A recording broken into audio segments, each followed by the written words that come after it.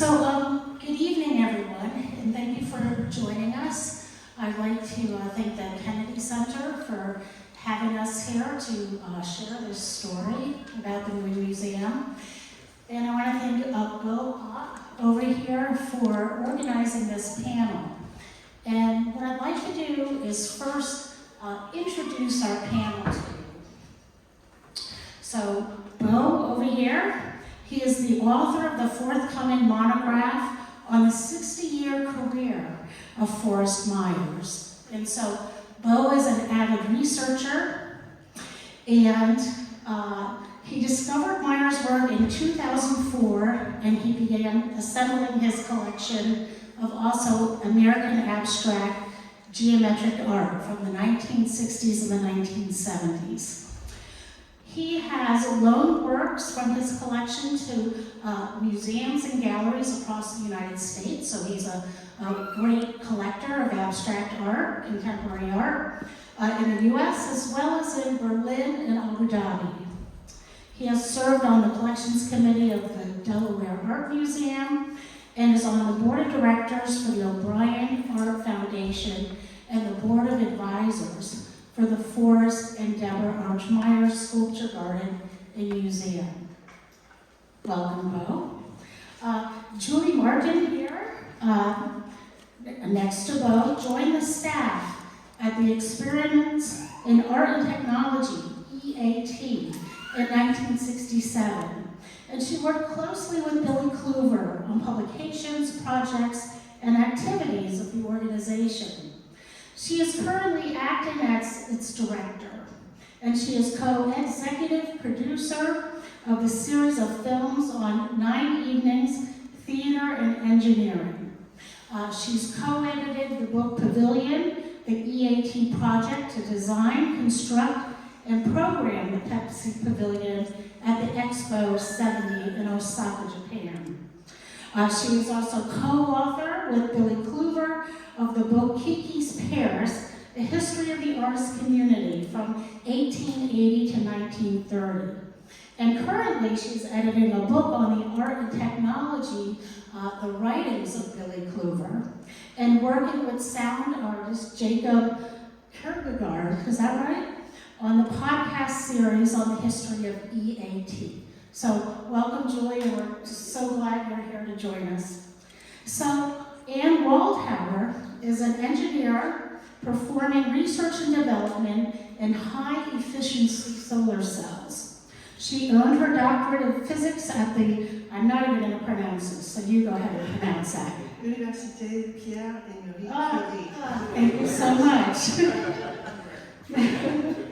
So her late father, Fred Waldhauer, was an electrical engineer at Bell Labs, and who, working with Forrest Myers, coordinated the execution of the Moon Museum, which we'll cover in this talk. Her father, Fred, was also one of the founders of the Experiments in Art and Technology, E.A.T, with Billy Kluver, Robert Rauschenberg, and Robert Whitman. So, my name is Carolyn Russo. I'm a museum specialist at the National Air and Space Museum, and I curate the art collection. And right now, I'm leading the new exhibits for our Flight in the Art Center, which will open in 2026. I've authored a couple of books, but my current book is on Robert Rauschenberg, The Ascent of Rauschenberg, Reinventing Flight, which will be out in fall 2025 with Smithsonian Books. So let's get started here. I'm going to give you a little introduction and then we'll get right to our panel. So, our closest neighbor in the sky, the moon, almost 240,000 miles away, continues to fascinate today's contemporary artists. In February last year, I think all of you heard of the recognizable name, Jeff Koons landed his moon phases on the lunar surface. And so the Moon Phases project was 125 little spheres about an inch in diameter, and they represented the different phases of the moon as seen from Earth. The same mission included works by other artists, even though we didn't hear about them. And then earlier this month, flies Aerospace's Blue Ghost Mission 1 successfully landed Art on the moon. And it's safe to say that Art is here to stay, included with all of the payloads moving forward to the moon. But let's go back in time for a minute. So to the 1960s, when reaching the moon seemed like an impossibility, especially for artists. So the namesake of where we stand tonight, President John F. Kennedy, articulated in his 1962 speech that the pursuit of knowledge was the driving force behind venturing into space. And that time period marked the intensified space race competition between the United States and the Soviet Union, with the Soviet cosmonaut Yuri Gagarin, his historic journey to space the previous year. And so, faced with the urgency to launch American astronauts into space, the late 1960s witnessed the era of space exploration not only for astronauts, but also for artists. So for example, Norman Rockwell, he documented the space program down at Kennedy Space Center, and these were published in Look magazine. So this was selling space, advertising space to Americans. Another artist, Robert Rauschenberg, he joined the artists with the NASA art program. And his work there changed the trajectory of his own art with the Stone Moon series. And there's a quote that I really love from him where he responded to the Apollo 11 launch. My head said for the first time the moon was going to have company and knew it. So right after Apollo 11, sculptor Forrest Myers, and we'll probably refer to him as Frosty, had the novel idea to send artwork to the moon on Apollo 12. And so he had only 3 months to conceive the idea, make it, and figure out a way to deliver it. And so, let's find my slide thing here. Okay, here we are. So his artwork titled Moon Museum is a ceramic wafer about a 1/2 inch by 3/4 inch, and only about 40 of them were made. And so Frosty invited 5 other artists to collaborate on this project. And I think I'll let Bo take it from the top left, the first artist. Start with the problem one. Yes, you can start with the problem one. I mean, that is a rocket ship. With your mic, please. Oh, I'm sorry. Yeah, obviously that's a rocket ship up in the upper left corner by Andy Warhol. Some people say it's an A and a W. Some people say it's the best way to state man on the moon. So, did you want to say something about Rauschenberg? And so this straight line across, this is from Robert Rauschenberg. And so how would you interpret a straight line? So when I first saw it, I thought, well, maybe that means from here to eternity. But then, reading some work by art historian and curator Susan Davidson, she mentioned that Rauschenberg always started his paintings drawing a pencil line across the canvas. So I thought that could be appropriate. And then you can go ahead and... Oh, sure. And actually, I'll mention too, Rauschenberg, just the simple mark making is an artist's simplest gesture, I suppose. So sending that to the moon, kind of like the boot print for mankind in general. So another interpretation of it. But I'll go around. So the black square kind of in the upper right, that's David Novros. And at that time, David Novros was a friend of Frosty, also showed at Park Place just before. And he was, Novros was currently making a mural in Donald Judd's apartment in New York at the time. It was this looked just like his work. Down from there, bottom Can you right. guys hear Bo? Can you hear Bo? I'm sorry. Okay, Oh, there you wow. go. Down from there on the bottom right, that's John Chamberlain, who is doing crushed metal sculptures. He chose to go back. It's hard to put a crushed metal sculpture on a moon ship, so he went back to paintings he was doing in 1964. He did a series of paintings that looked a lot like this. In the center is Claes Oldenburg, and he was actually the subject of MoMA's, I believe, first solo show of a pop artist. And one of his biggest sculptures and reproduced images was of what he called the geometric mouse. And then Forrest Myers Myers, Frosty Myers on the bottom left. He made this drawing, I won't get too far into this, but there's a sculpture he made that's on the far left there called Laser's Days. And he showed a version of that sculpture at MIT in 1968 and was invited back to the computer lab to plot that sculpture into virtual space on the computer, manipulate it in space, and then from that took Polaroid pictures of the screen and then translated that into the drawing that he submitted for his drawing that went to the moon. So that's. So thank you. And so you'll see how when we're telling this story, we're going to unravel it. It might not go in a straight line, and it might curve around and take some different patterns. And so Julie, I would like to ask you to talk a little bit about E.A.T. It took great coordination for Frosty to work with engineers, and since you're here today as you were there at the beginning, I would love for you to talk about that and just share the history of E.A.T. as well. Take your time, it's okay. We got an out now. I mean, basically the idea of artists and engineers working together. This really was the idea of E.A.T. Collaborating on projects, usually initiated by the artist, but couldn't do it without input from the engineer. And so Billy Kluver, who was an engineer, scientist at Bell Laboratories, in the early 60s worked on his own with a series of artists on projects that included technology. And then he had the opportunity to do a very large project of performances, 9 evenings, theater and engineering. And it was at this point that Fred Waldhauer got involved. I was asking his children, how did Billy and Fred get together? And they remembered that there was a phone call to Fred at Bell Labs from Billy, and somehow Billy must have heard about Fred and his interest in jazz, which you could talk about, some of his early interest in art, and reached out to him. And from then on, they really worked together very closely on different E.A.T. projects.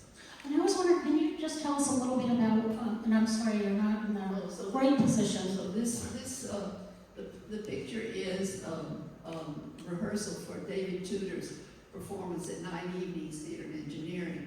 So David played the bandoneon, and as you can see, he attached contact microphones to the bandoneon, and as he played the sounds, picked up the sound, and then went to other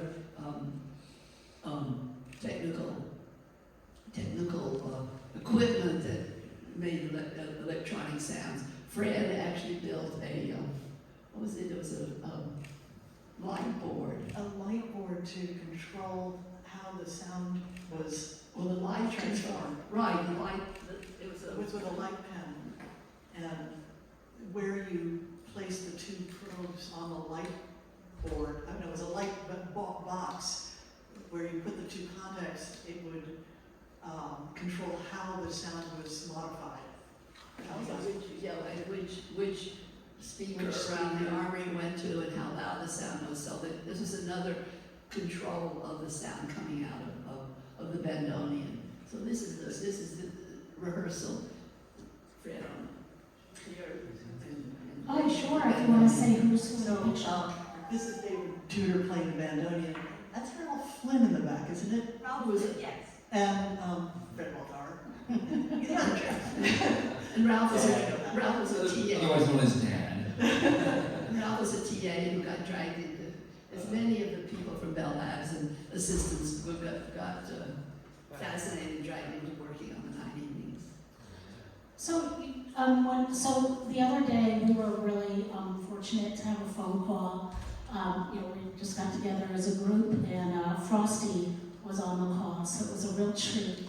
And I really enjoyed hearing how his apartment was across from yours in New York. Was that? No, what happened was Frosty had a studio. It was a studio apartment on Park Avenue. It was 20th Street, 21st Street.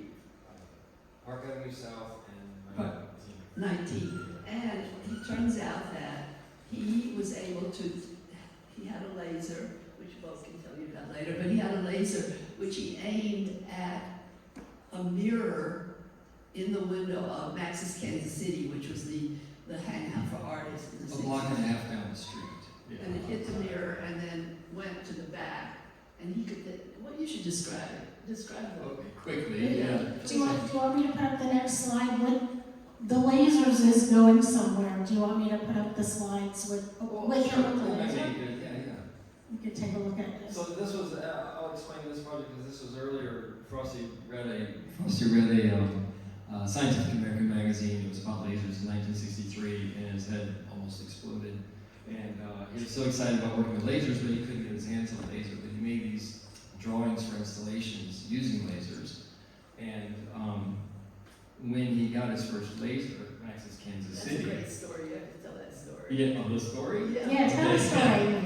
Well, so in researching, Frosty remembered bits of it, and now I had to go research and find out, what. So he mentioned the Scientific American magazine. He said sometime in '63, I found a cover article that was on lasers. So 4 years he wanted to get his hands on this laser. A friend of his, who was also very close to Bob Dylan, went down to what was actually the first Consumer Electronics Show, which was held in, I think, 2 hotel lobbies the last week of June of 1968. And his friend Bobby Newworth went there, started talking to his laser sales rep, and talked to him and said, "You've got to meet my friend Frosty Myers. He's making sculptures and titanium laser. I mean, he's really interested in lasers. He has some ideas for installations." Took this guy, the only guy at Max's Kansas City wearing a suit, took him back to it, which was a pretty crazy crowd if you know Max's Kansas City at all. He went in there and they were buying drinks, they were having a good time, and by the end of the night, the laser sales rep said, "Frosty, you should have the laser." And Frosty just went crazy, and so he made a drawing for an installation to do at Max's, and now I'm back up to, so he put this in his loft apartment at 238 Park Avenue South, cut a hole in his window, aimed it down the street and across the street, almost a block and a half, almost 2 blocks. It hit a little reflector outside of Max's Kansas City, which... It is a bar, if you Yeah, well, we're saying Max's Kansas City, but by it's Union a Square. watering hole. Thank you for that. That's Yeah. right. When I first read about it, I'm like, so was it Kansas City or was it... Okay. Julie clarified, bar restaurant. Oh, there you're right. Chickpeas and lobster tail, right? That's what it is. So he aimed it was reflected into a speaker, into the bar, right inside the window, onto a little mirror that was activated by the jukebox in the front room. The laser hit that, and the speaker was obviously moving to the sound of the music.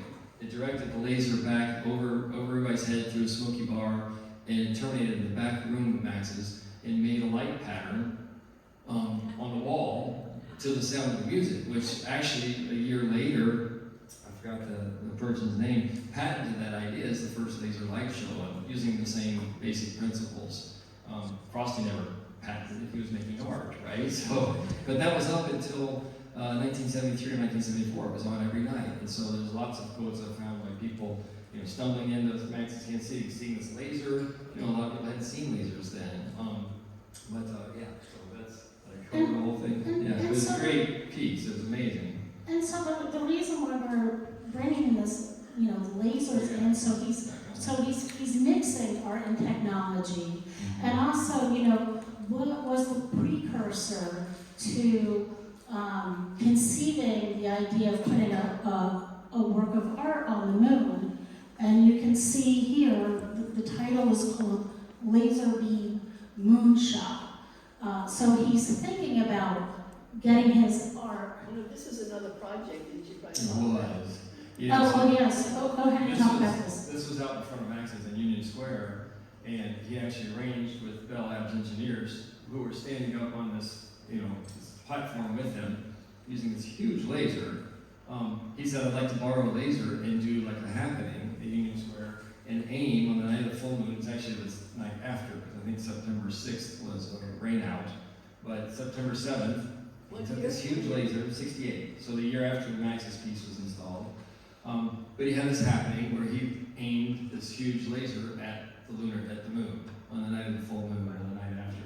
And so it was just a happening thing, and he actually had this piece here leaning over. He was making this large pyramid out of light beams using searchlights. But he was interested in the sky and space and the moon. He had done a couple of sculptures in '66 that had a piece kind of protruding out.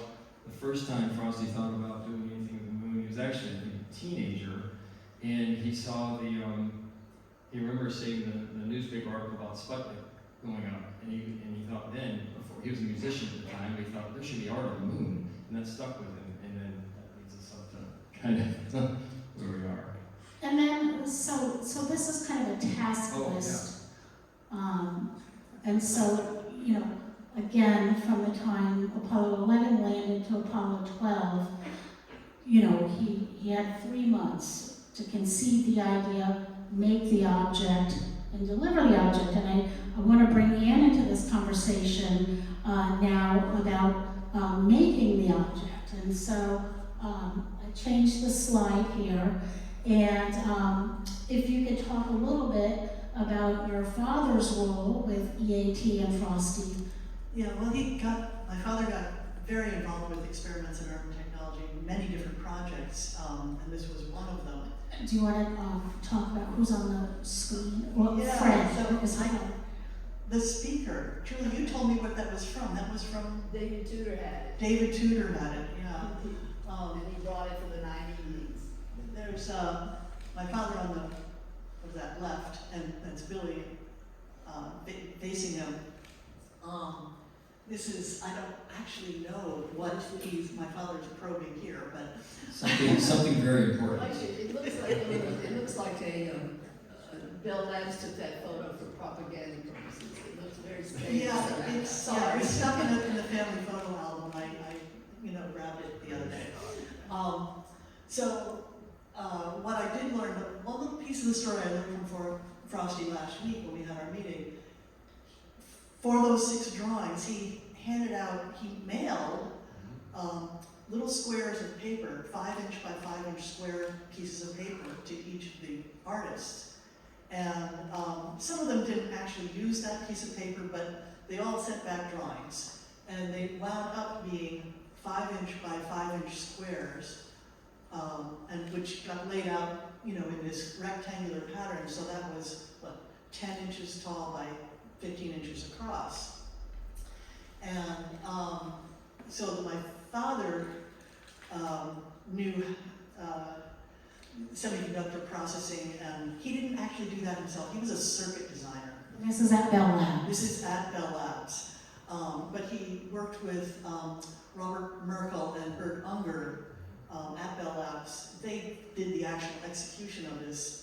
The 6 drawings, so it's laid out in this rectangle, were photographically reduced to the 1/2 inch by 3/4 inch size that is, the actual, resulting print. And it was then state-of-the-art semiconductor technology. You made a transparent glass with a mask on it, which is a negative of this object. And by using light exposure and photoresist, I don't know precisely the method, but because I was 10 years old at the time, I was just running around, But what was typically done at that time period was called contact lithography. So the glass mask was placed directly on the chip, and which was coated with photoresist, I would assume, and exposed by light, and then the parts that exposed to light are different from those that are not exposed. You can etch away and then deposit it was tantalum nitride. There's a lot of it's called mask and etch. So it was done photographically reduced from the 15 by 10 to 3/4 by 1/2. And I guess approximately 40 were made. I have a little note at home that says, 39 on Earth, 1 on Moon. Yeah, and I'm thinking about the properties of the ceramic wafer, because on the moon, there's extreme temperatures. You can go minus 200 degrees Fahrenheit to the positive 200 degrees Fahrenheit, and I'm thinking that ceramic chip could withstand those. Yeah, that's something else. Like the ceramic substrate was often used in electronics. I mean, they weren't always silicon wafers, but the material tantalum nitride was often used in precision resistors. So an electronic component, and it's quite stable.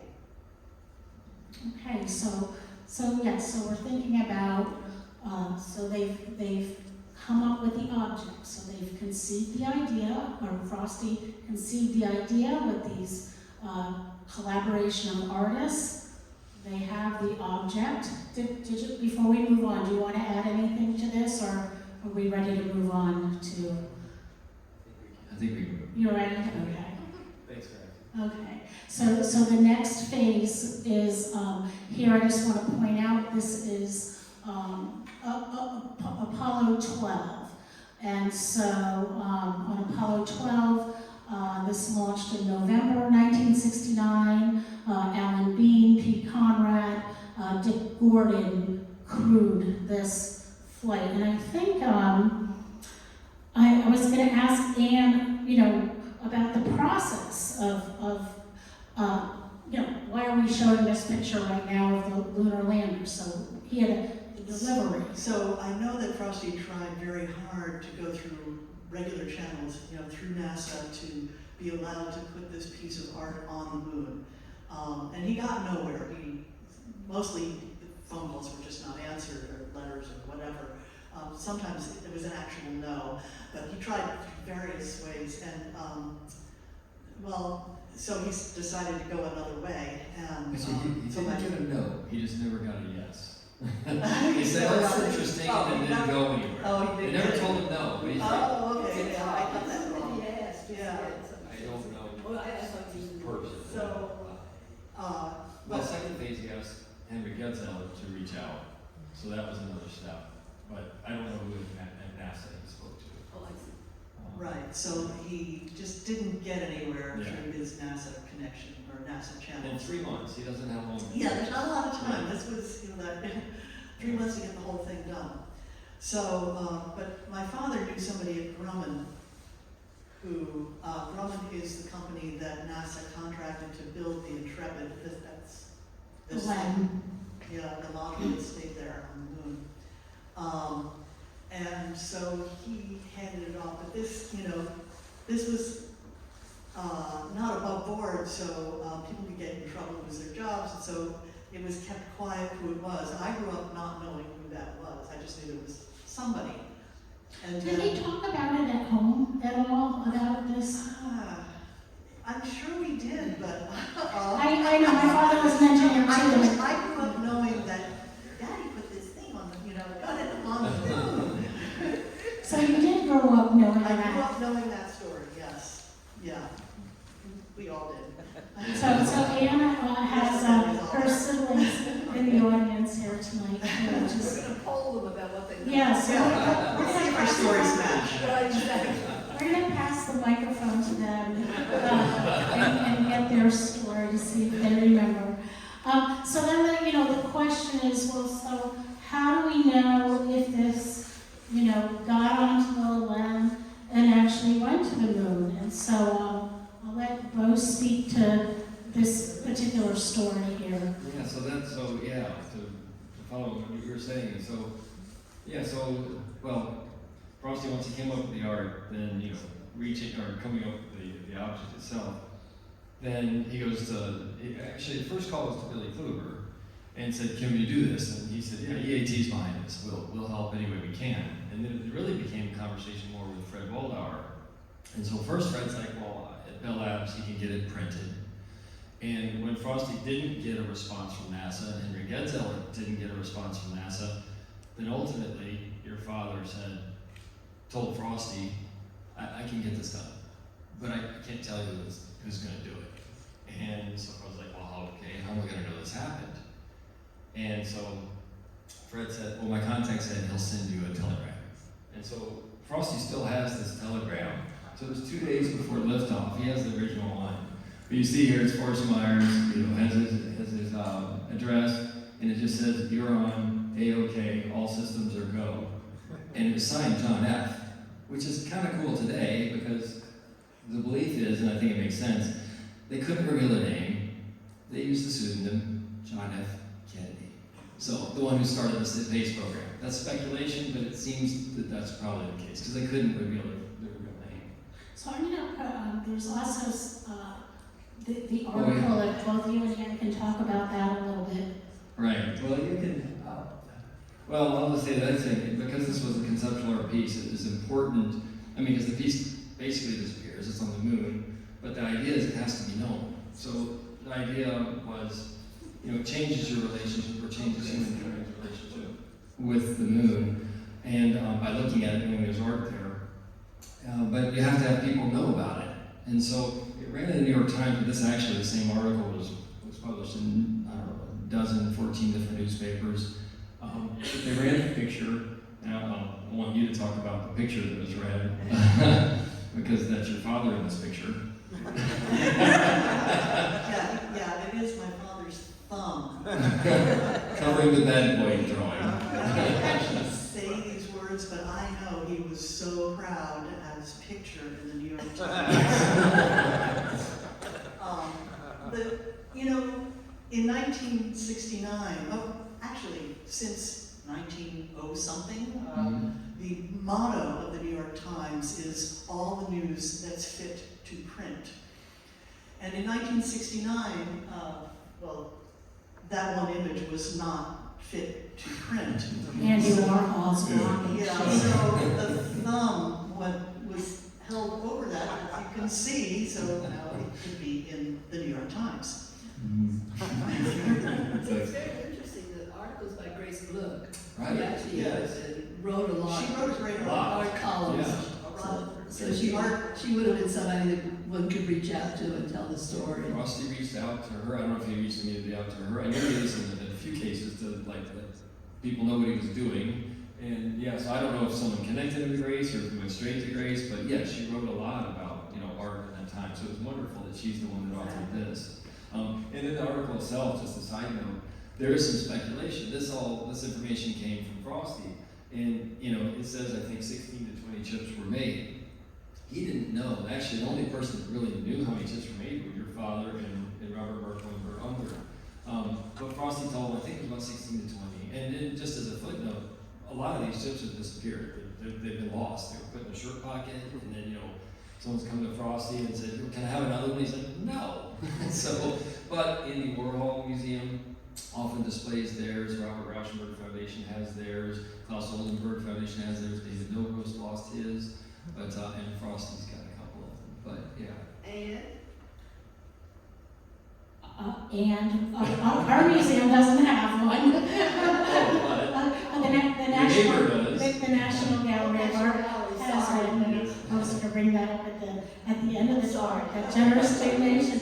No, but I also want to say, so what proof do we have that it actually made it to the moon? Because this was all done in secret, unlike today. Like I said, the payloads, there's calls for art. There's actually contests for art to go to the moon now.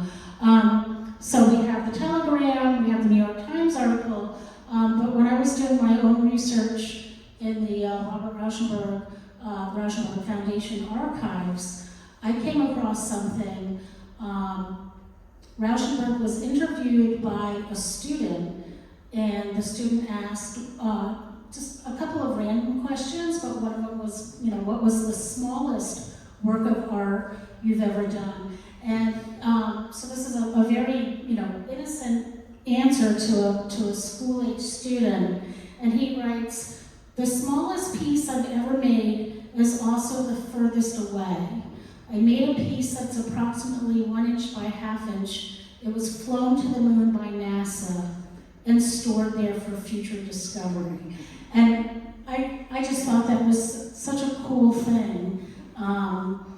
It helped to validate this project, at least for me. So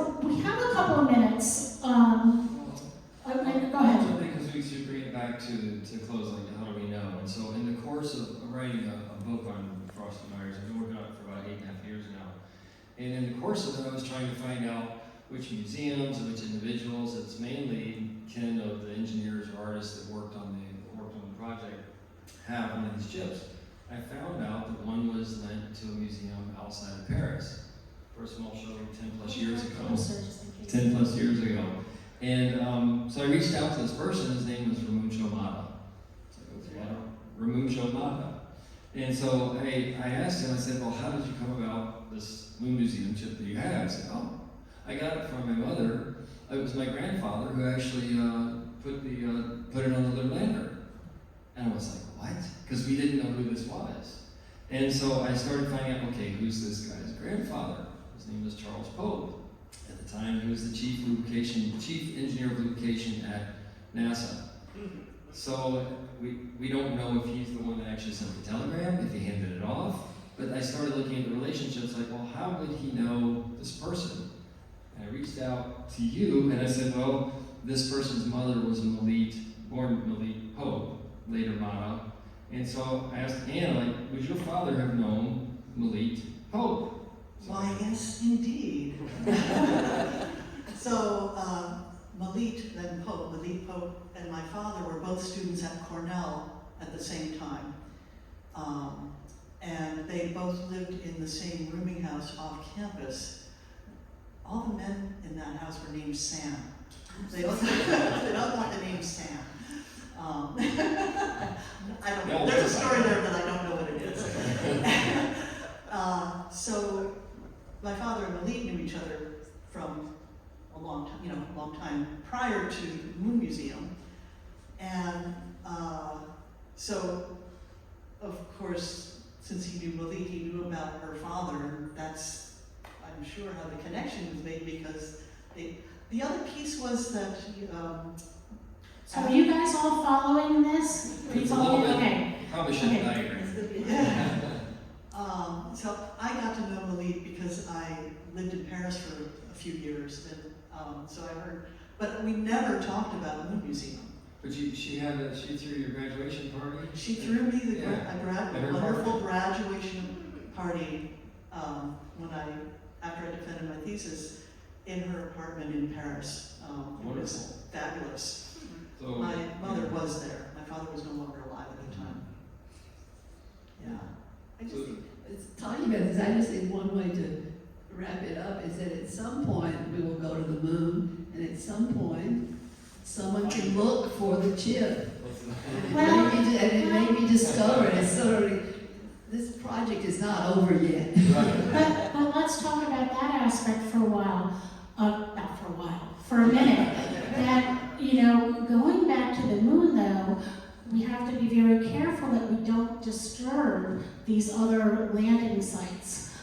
So we have to make sure that we landed far enough away from the ocean of storms, because if you think about it, whatever comes down is just gonna blow the heck out of everything and all traces of footsteps and any equipment that they may have up there. So that's a whole nother topic on the moon in terms of heritage sites, so to speak.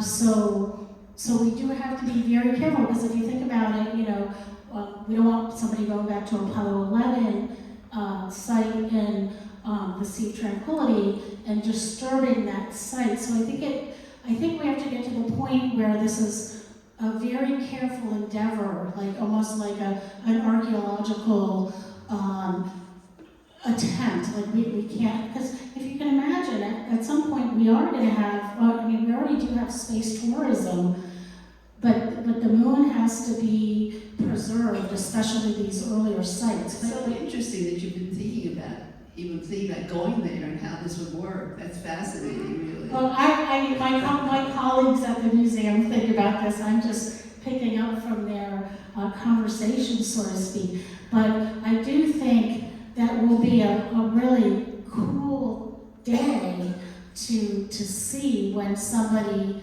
can go back there and find it. And we don't really know where on the LEM it is. So what did the, Well, the History Detectives was a show that ran for a number of seasons, 15 plus years ago.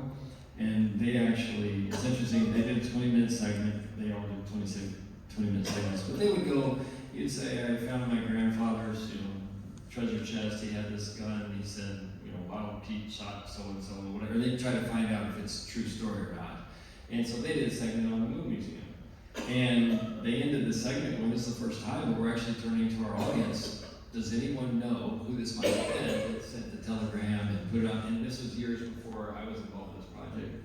And they didn't get an answer. What's interesting is, if they would have aired that show in Paris, I think they might have found out. Because of Ramucho Amato or someone that knew him, or then the story might have come back with it. But I will, we might just go even, can I answer your question? I can't remember, but what I thought was interesting on that program was that one of these NASA guys talked about, we kind of hit our little mementos on the leg. And so, and he even said, it would be, Kopchak. let me go back to the image, let's see. It would be underneath the Kapton foil, which is that gold color foil, but where would that be? And that's why it'd be so great to talk to, I don't think there's any living Grumman engineers at this point to reveal their secrets. To your point on that show, I think it was Richard Kopchak, I think was his name. And he said actually he goes, a lot of us smuggle pieces, that's pictures, and he goes, we knew we weren't doing any harm, we couldn't tell anybody we did it, but we hid little things, and so he's like, sure, why not? And someone would take it and said, yeah, we can do it, because a lot of us were doing it for him. Yeah, well, and then the astronauts themselves, they took up But that was pictures. It was official. Checked in. Some things weren't official, yeah. but they brought memorabilia, pictures of their kids, and left one on the moon. Of course, that's going to be, the light exposure will just look like a white piece of paper if it's even still there. But I thought if we could get back to the artist again, just because you knew Frosty. If we could talk just a little bit, I just met him briefly the other day, but if we could just talk about Frosty for a few minutes, just to honor him in terms of the type of person he is that would Awesome. put this together and also have other people join him, right? It's very generous of him. It was. I mean, he wanted to make it engaging. It wasn't just about him. He thought, just make it something that involved more people. And he was like that. From writing this book on him, he showed at Park Place Gallery for a number of years, and that was one of What gallery was that? Park Place Gallery. Park Place Gallery. And that was, it wasn't her first job, but it was one of her first earliest jobs with Paula Cooper, who went on to open her own gallery, one of the most successful galleries since the end of the last century and current.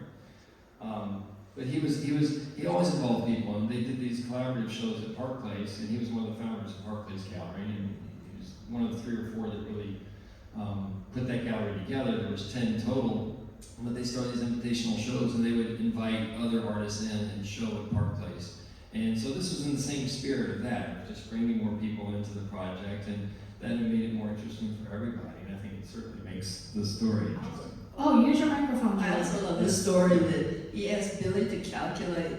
Tell the story about it. Right. Do you remember it, Julie? No, I don't. I mean, this story is great. Well, Put up the image of the, Lasers? no, the light searchlights. Yeah. the light pyramid. He calls it searching. It was 4 searchlights. Yeah. So actually, so that it was written. I think it was Art News magazine. One of them actually put the calculation. It said it was the largest sculpture ever made. It was 4 searchlights in the corner of it. It was first shown in Philadelphia, but then it was shown in Tompkins Square and Union Square in Central Park actually. They calculated it. I don't know. It was like 2 million cubic square feet or something, and said it, and Frosty remembers very, very distinctly that it was Billy Kluver who calculated the volume of this sculpture. At the time, it was the largest sculpture ever created. Using light beams, it was kind of, you could go big. Yeah. But that was him. When he did this project, here in this picture, he's 27 years old, or 27 years old. So he thought really big, and he ushered in a lot of innovations of what happened in the 60s, using light, using lasers, using, just fabrication as a general thing. I mean, he was just doing it within months after Donald Judd started doing it, and he kind of really took off with it. So lots of things, but get the book when it comes out. And interesting, in 1970, when he was part of the artists who did the Pepsi Pavilion in Expo 70, one of his pieces was to follow the sun, capture it, and then have the sun hit another mirror that directed the sunbeam into the Fog. Can you give some background, Julie, to that project, the Pepsi Pavilion, for folks might not know what that is? Well, Expo 70 in Osaka, Japan, Pepsi was one of the few commercial companies that was allowed to have a pavilion, and they turned to E.A.T. to design and program the pavilion.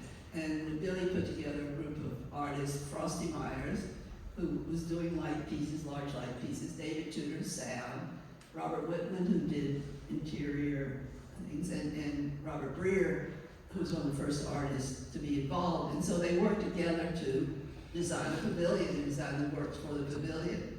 And Frosty did 2 suggestions, one of which was finally completed, which was to do a light square, a square of light around the A pavilion. variation of this, but just like a tilted. Right, tilted.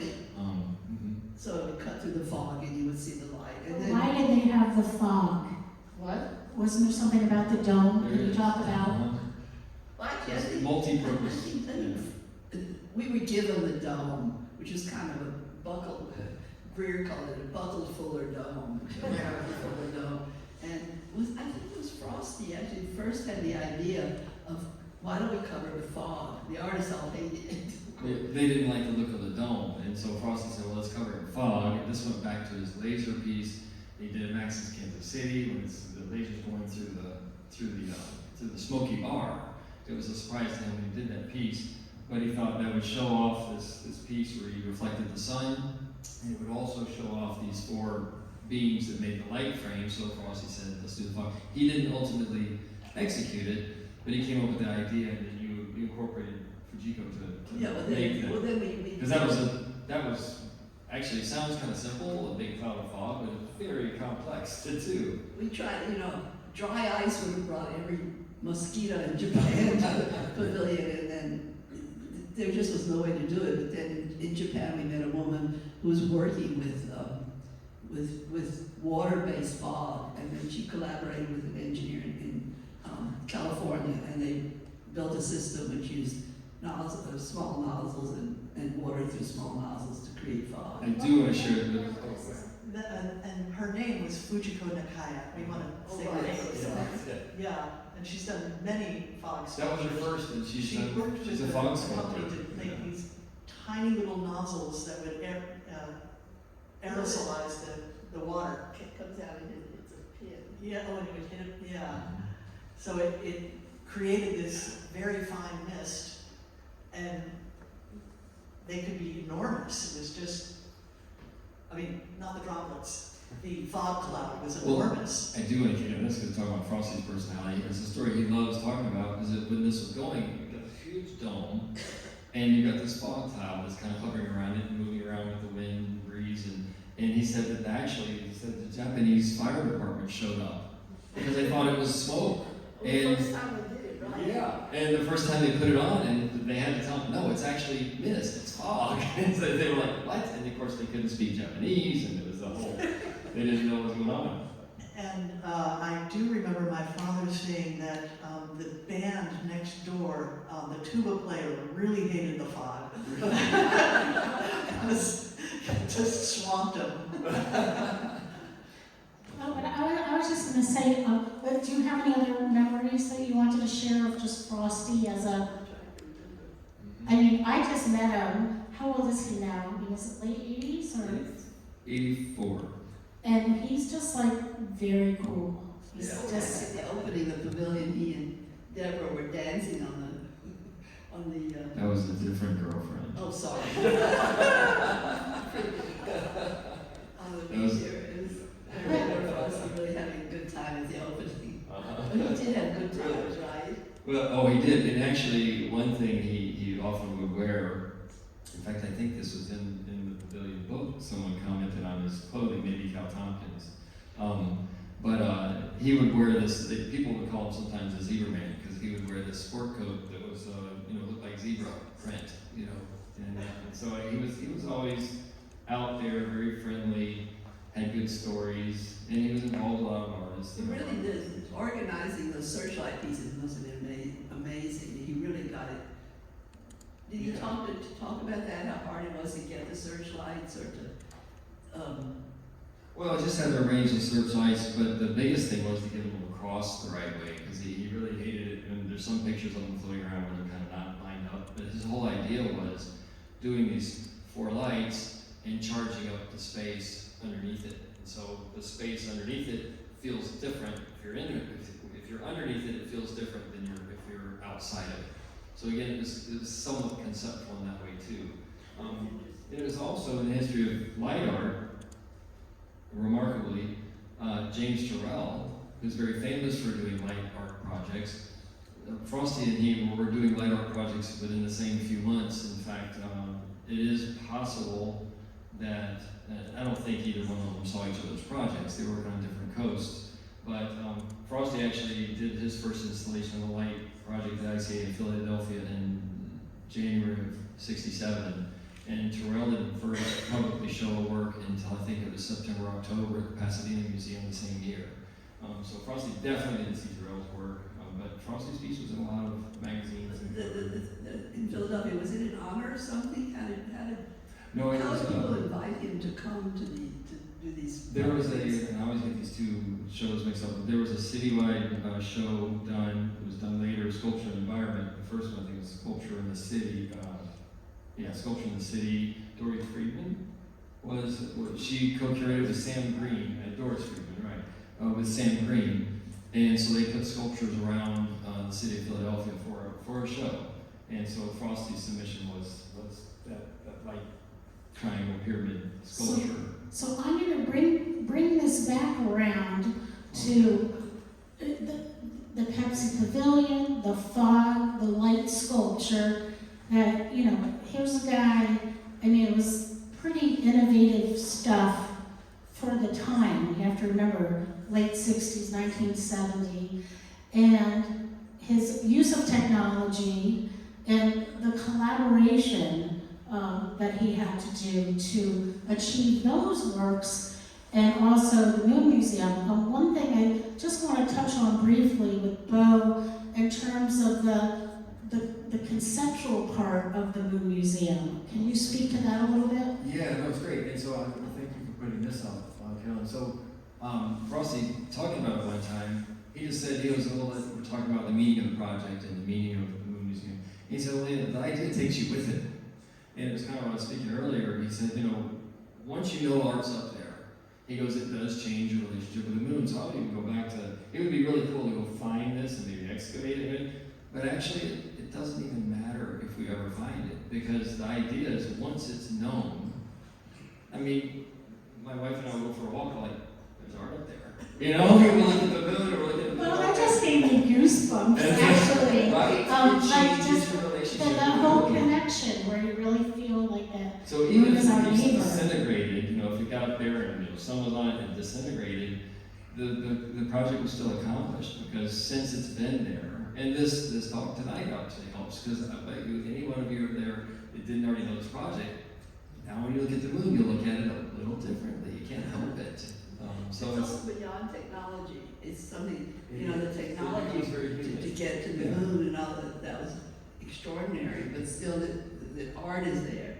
Well, One whole dimension. in the New York Times article, they quote Frosty, I think, and it says something that it's nice to know there's a piece of human-made art all amongst the software or hardware and junk or something like that. Frosty said. So to your point, yeah, it makes it human.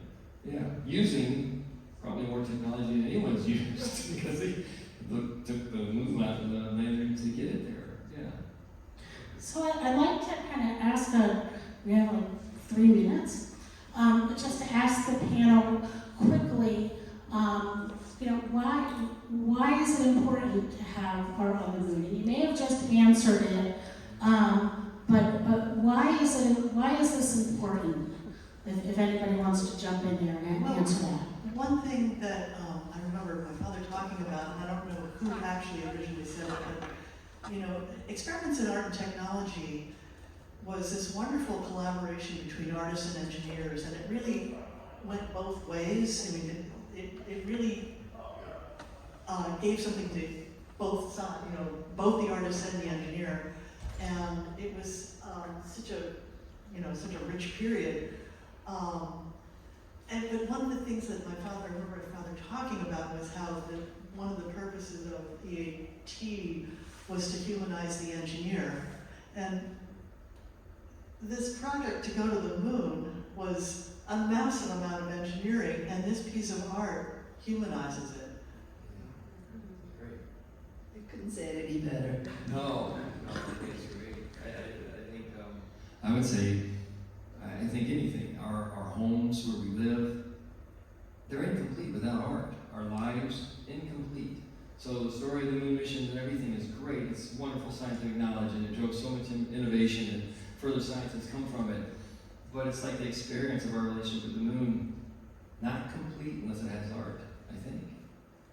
And I personally think this was, the catalyst for artists after that trying to put artwork on the moon, and not even just on the moon. There was Pioneer 10, 11, there was Voyager, Art Out in Space, 2003. Damien Hirst has one of his little spot paintings on Mars, actually. It's used as a color calibrator, but that made it. And then, like I said, today's artists, even Rauschenberg, want to reach further away. There was another quote by him that, he didn't feel that he even had enough space. I don't mean, I'm using the wrong word. Maybe enough land here to work with that he wanted to go to the moon to reach out even further. So, well, I think we can open it up to questions and answers. And I'd love to hear from Anne's family. Would anybody like to share? Stories.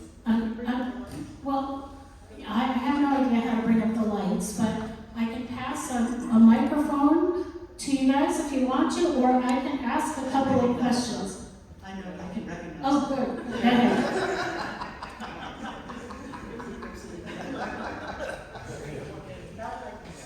Now that I can see. Then Amy. Okay, Amy, we're going to see Amy. They're way up in the back corner.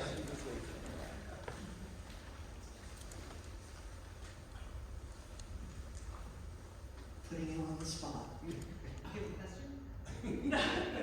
Oh, do you have any, just any reminiscences? Yeah, do you have any memory of your father talking about this, or even as an adult, if you think back about your father's, involvement with this project? Well, I thought the project was very exciting. But I think Anne said it all. But there was another project that I thought was very interesting, that Andy Warhol wanted to have a wastebasket that would come with you when you call. You'd clap your hands and the wastebasket would roll over. And my father was, he's trying to figure out, all the circuitry and, trying to figure out how to do that. And he finally concluded that the wastebasket would have maybe 2 inches at the top, and there would be all this wiring underneath.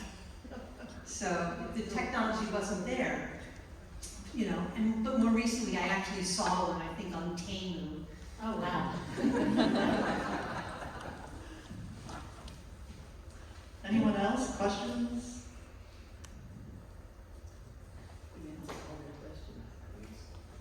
It means we talk too much.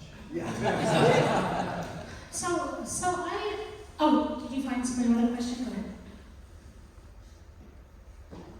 I'm looking at you. Okay, we're all shy. Well, I think one thing, it's not a question, but something we've This had. gentleman has a question. Oh, I can talk about it later. What are the conventions for preserving the moon?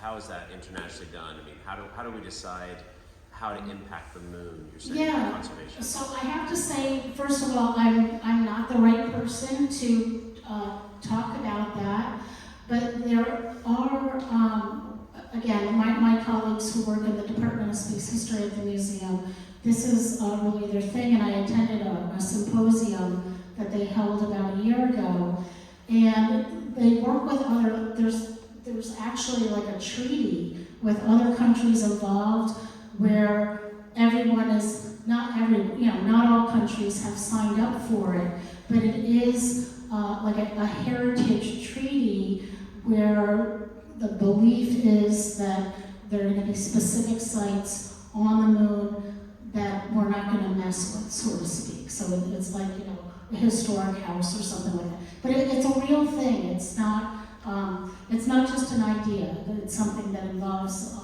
a lot of different countries. So, but I have to say, I'm not the right person to talk to, but you could probably Google it. So, but one thing that we did miss is when there was that the telegram. I don't know if we mentioned Anne's father also received one as well. I'm not sure. I think Or Frosty said that. Frosty did say that the other day. I'm not sure it's correct. Okay. I actually, this is kind of a funny thing that happened after our meeting. I thought, I better go look for this telegram if it's there. And if it's anywhere, it's going to be in that folder with that other stuff from the Moon Museum. And I'm digging around in a file cabinet. And that's when I came up with this folder that said in my father's handwriting, Warhol's wastebasket. And I thought, that's just my father's sense of humor. It's got to be some random stuff. And I opened it up and I found all these engineering drawings for a wastebasket and wheels and gears and everything. And then I talked to Amy, and she was the one who told me, yeah, it was a real project, but it really couldn't be executed, as she said. Was there anything else on that folder? Well, that was just, it was engineering drawings. It had a parts list with prices for all of the parts, and then, like regular engineering drawings with a title block and, dated and signed and all of that. So it was a fully designed project, but I didn't have a chance to go any further than that. So, but it was a funny find because I didn't remember that, but Amy did. Did you want to add something?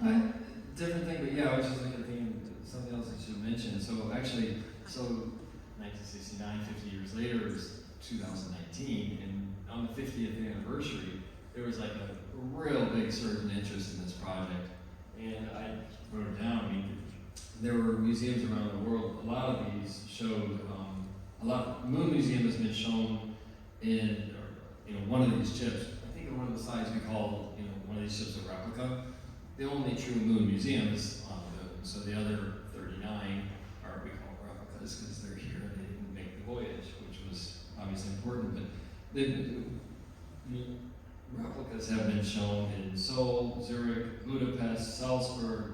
The Tate Modern in London showed one a few years ago at the Pompidou in Paris. SF MoMA, the Getty at LA just had one on view as a part of their recent show, PST show on E.A.T.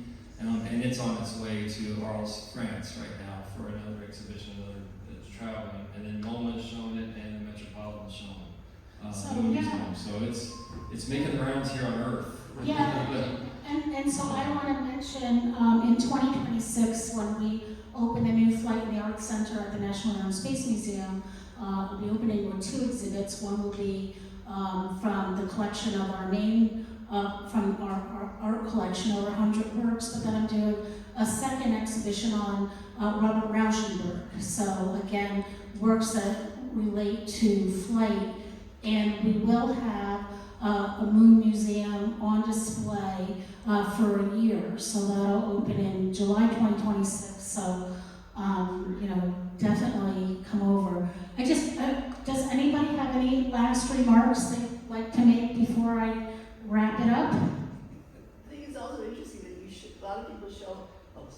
a lot of people show it with a magnifying glass. When it's shown in Yes, museums. again, he has it now, and it's on the wall in a box, in a frame, and underneath it there's a magnifying glass hanging it, so you can see it with That's the eye. that's It almost such a brings good more idea. attention to I how haven't small thought about it that. So it's going to be in a case. We just have to make sure somebody doesn't try and crack the case with a magnifying glass. I can talk to you about that in a moment. Okay. I'd also like to acknowledge that in 2021, the children of Fred and Ruth Waldhauer, Anne, Neil, Amy, Alice, and Kim, are they all here in the audience? So this has also been a family reunion. They went over to the National Gallery of Art today and spoke with the curator of that collection. Sorry, I didn't even get to that. They generously donated the Moon Museum to the National Gallery of Art. And like I was saying, they met today with the curator and were able to discuss that donation. So first, I want to truly thank our panel here. I'm honored to be with them. And thank you so much, Bo, again, for Thank putting you, Carolyn, for these- coming, this- and for you two coming in. bringing us all together. And thank you for coming out tonight and for your continued support of the Kennedy Center. Thank you all So for thank coming. you very much.